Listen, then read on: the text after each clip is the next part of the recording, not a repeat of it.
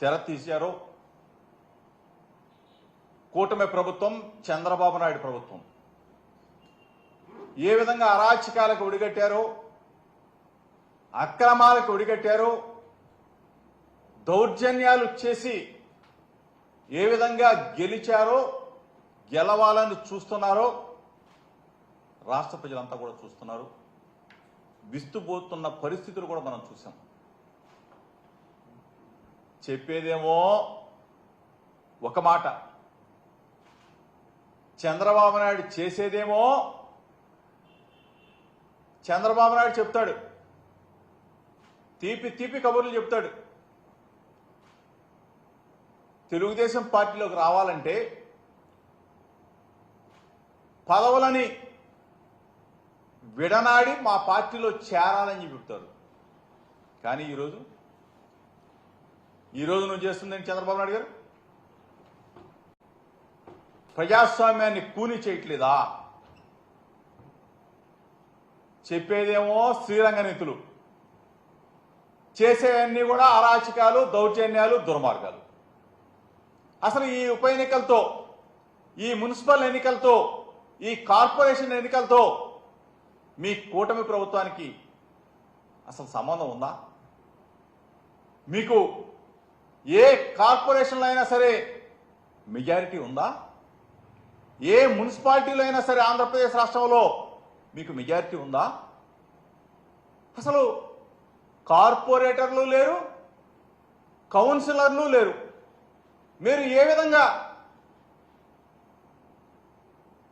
ప్రలోభాలకు గురి చేస్తారని చెప్పి అడుగుతా ఉన్నా చంద్రబాబు నాయుడు గారు. ఒక బాధ్యత కలిగిన ముఖ్యమంత్రి, నువ్వు ఏం మాటలు చెప్పావు, ఏమి ఆచరిస్తున్నావు?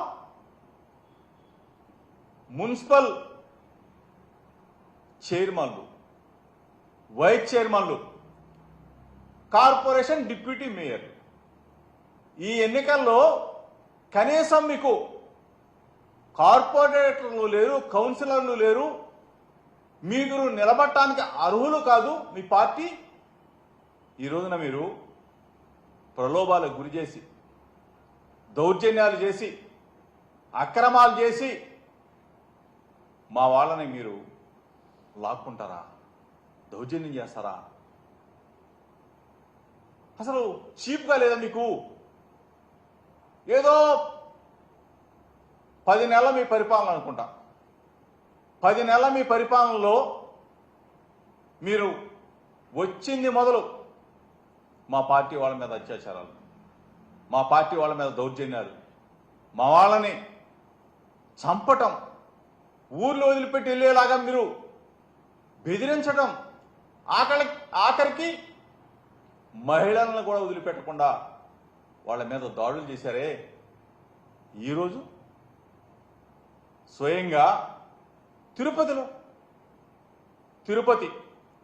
తిరుమల తిరుపతి అనగానే అందరూ కూడా పవిత్రత, ఒక భక్తి. అటువంటి తిరుమల తిరుపతిలో ఏ విధంగా దౌర్జన్యాలు చేస్తారా? కొడతారా? బస్సులో మా కార్పొరేట్లు వెళ్తా ఉంటే బస్సు మీద దాడి చేస్తారా? హింసకు గురి చేస్తారా? అసలు ఎక్కడికి వెళ్ళిపోతా ఉన్నారు చంద్రబాబు నాయుడు? మీ ప్రభుత్వం, మీ కూటమి కుట్రలతో ప్రజాస్వామ్యాన్ని ఏ విధంగా కాలరాస్తా ఉన్నారు ఒకసారి ఆలోచన చేసుకోమని అడుగుతా ఉన్నా. ఒక పక్కనేమో మేమేమో శుద్ధహస్తులం అంటారు, మేమేమో మీ పార్టీ వాళ్ళు రిజైన్ చేస్తే తప్ప మా పార్టీలో చేరటానికి వీలు లేదని చెప్పి చెప్తారు, శ్రీరంగ నీతులు చెప్తారు. ఈరోజు మీరు చేస్తున్న వికృత చేష్టలను ప్రజలు గమనిస్తా ఉన్నారు. అసలు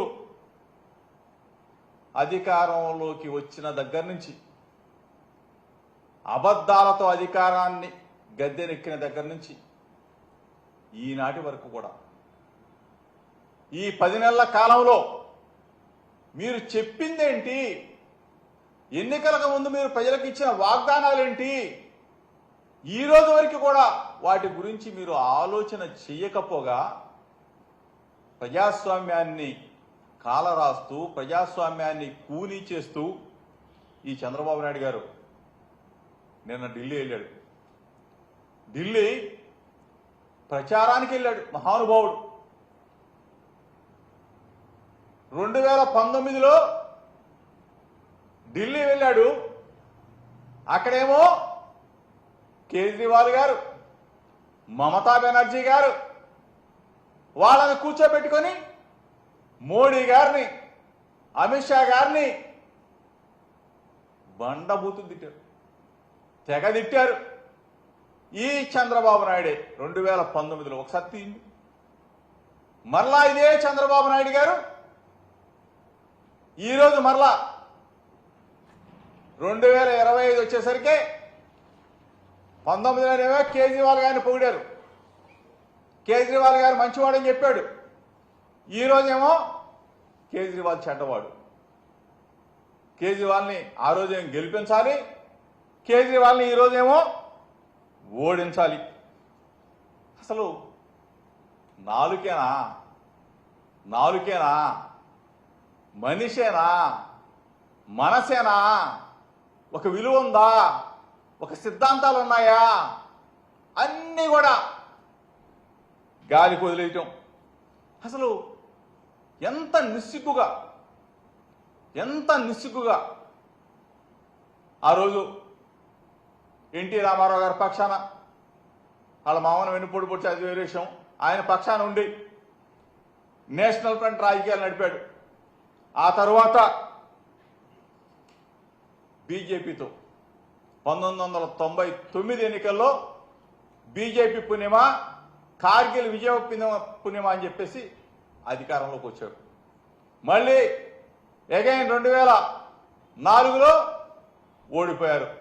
ఓడిపోయిన తర్వాత వాళ్ళు వదిలేసేసాం.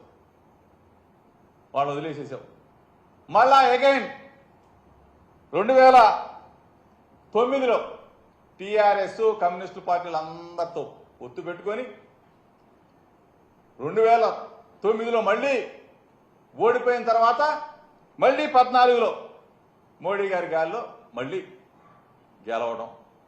మళ్ళా అగైన్ 19లో ఓడిపోయాడు. మళ్ళీ మొన్న మోడీ గారితో జతకట్టారు. అసలు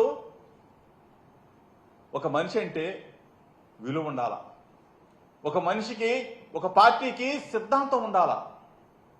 సిద్ధాంతాలు లేవు, విలువలు లేవు.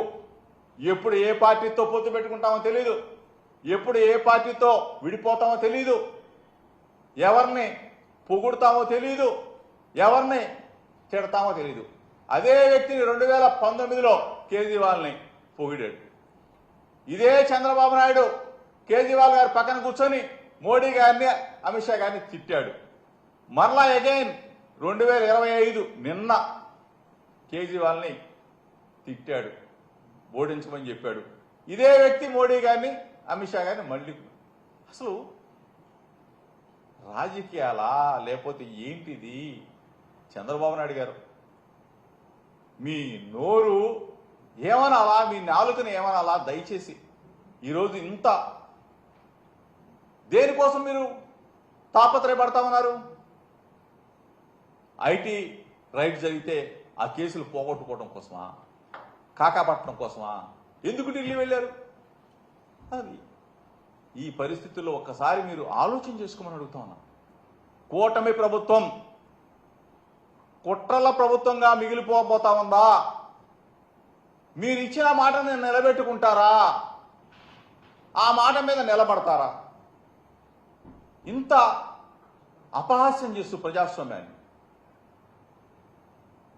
అసలు మీకు ఒక్క కార్పొరేటరో కౌన్సిలరో లేకుండా మీరు ఏ విధంగా ఉప ఎన్నికల్లో పోటీ చేస్తారు, పోటీ చేశారు?